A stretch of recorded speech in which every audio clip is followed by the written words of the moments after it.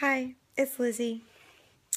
This is part one of my fertility story, and I call it a journey because I don't care what anyone says, it's a journey. It's, for me anyway.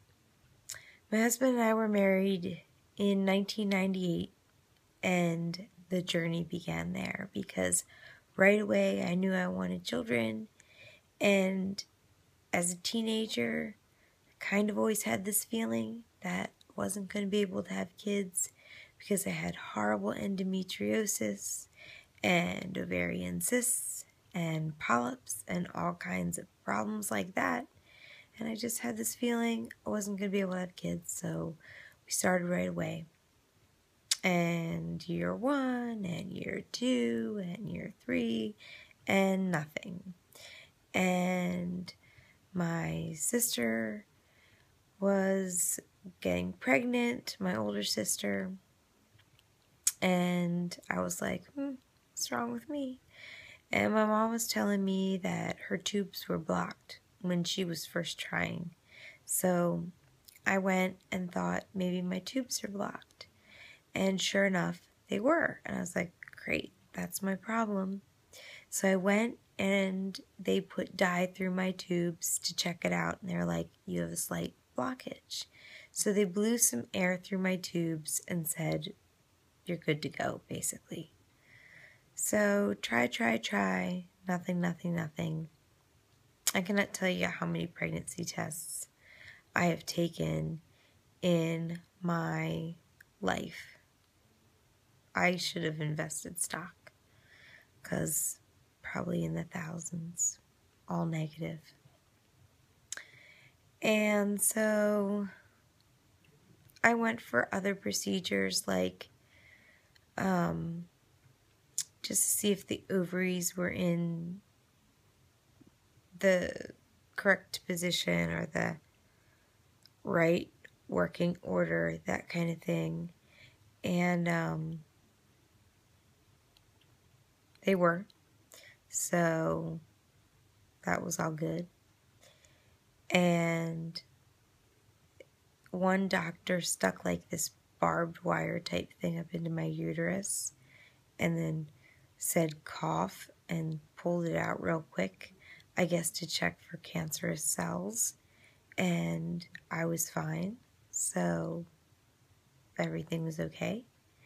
And doctor after doctor would say that I had unexplained infertility. Every single doctor I went to. And I went to some of the best doctors. Unexplained. So there was no explanation. But I would continue to go to doctors. And they would do IUIs, which is in utero insemination. And that's when they would put the sperm right into my uterus at my time of ovulation, where it would meet right up with the sperm to make a baby. And I'd have like 7 of those. And that money would come right out of pocket. No go. Then I'd have artificial insemination. And usually you start with those. I'd have like 7 or 8 of those. Nothing. And so after dealing with that, then I'd pull out the big guns and did the IVF. Ton of money. And without even checking me out, knowing I had a history of endometriosis, dropped a ton of money. I don't even want to tell you how much. With all the drugs you need and all the blood tests you need.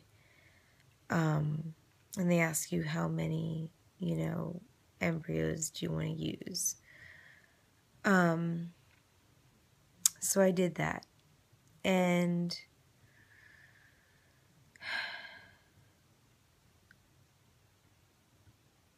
we ended up with 2 that were viable enough. Blastocysts. That's what they grow them into in their little petri dishes. So I go in, and I'll go into more detail into these procedures if anyone's interested. And they put them inside you. And they give you kind of a drug to make you kind of in a lucid state. It's called Versed. And I watched on this little screen as they injected the 2 little blastocysts inside my uterus, which, unbeknownst to me, was just covered in cysts and fibroids and webs and everything. These 2 little embryos, which I carried for about 3 weeks. And then I was just like bleeding everywhere. And I lost them. And we put them in a jar. And my brothers, who was a priest, blessed them for me or baptized them for me or whatever. And I, buried them in the ground. And my husband and I had a little funeral for them or whatever. And I put a little cross there or whatever. And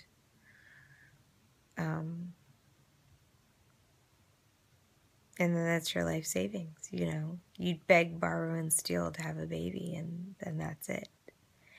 And throughout all of this, I would look at a pregnant woman and just be like,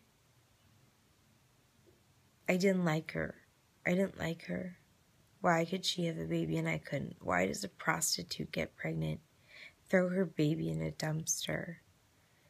And I would gladly take care of that baby. Why did God give that horrible, sinning prostitute a baby and didn't give me that baby?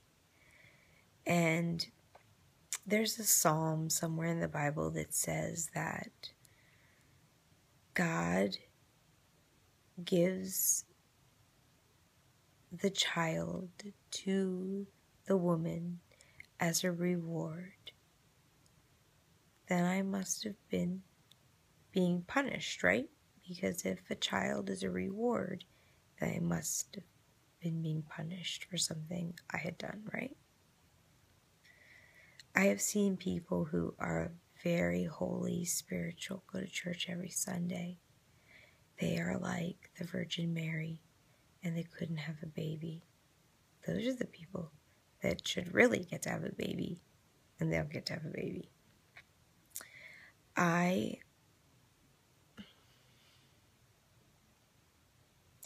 wasn't invited to even my closest friends' baby showers. I'm sorry. And I think it's because maybe they thought it would hurt my feelings.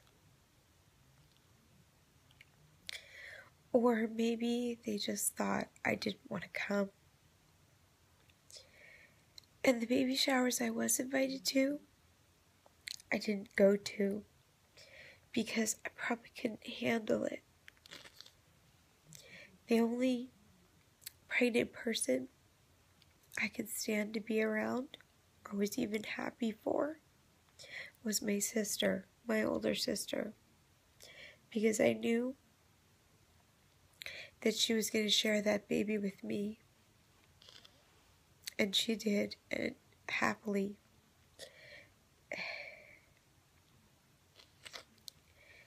Her and her husband, though, got to have lots of nights out because anytime she ever had a baby, I snatched that baby right from her. She has 7 children, and by the time she had 5, I was like, can we have the next baby you guys have? Don't you think you have enough? Like, can we just have it? We would joke around. I was serious, but I don't think she was. They started calling me the hand that rocks the cradle. And I kind of was the hand that rocks the cradle. But when her oldest child was born, they went to Puerto Rico and I got to watch him for a week. And I was so scared that he would succumb to SIDS that I would wake up every hour and make sure that he was breathing. And then I just stopped that altogether. And I just decided that he would sleep on my chest, that whole time they were in Puerto Rico. So I just had him on my chest And it was the most wonderful feeling because he was so tiny. And I could just listen to him breathe all night. And then they had their second child, and he would sleep over at my house, and they would sleep over at my house. And I think my husband and I would just pretend they were our children. We would take them everywhere. I mean, as they got older, we would take them to theme parks and adventure parks, and we would take them to the mall with us and to restaurants. And people would say, "Oh, you have the cutest little children." And we would just be like, "Thank you." Kind of like just playing house, living vicariously through them. And I'm sure they were living it up without their kids, you know. And I guess the best part was we could spoil them rotten and then give them back, you know. And we did that, you know. And she went on and on and on and had, you know, child 3 and 4 and 5 and 6. And then she gets to child 7. And I had just decided, you know what? I'm done with this, you know, almost 13 years of trying to have a baby. I was tired. I was exhausted. You know, all these pregnancy tests, all these procedures or whatever. And there's a method that I was trying, and I had met this world-renowned doctor. And he did this great surgery on me. He cleaned me out. He went inside and he was like, "You are a mess inside. You have scar tissue and webbing and stage 4 endometriosis and PCOS, and there are cysts that are bursting inside of you." And I had black inside my uterus like tar. No wonder when the jerk doctor did the IVF, the embryos didn't stay. If he had just checked inside me, instead of taking all of our money, I might have had a chance to have a baby. But he didn't bother to check, to look inside me, to even give us that chance. So there went all that money. But the doctor took 2 surgeries to clean me out.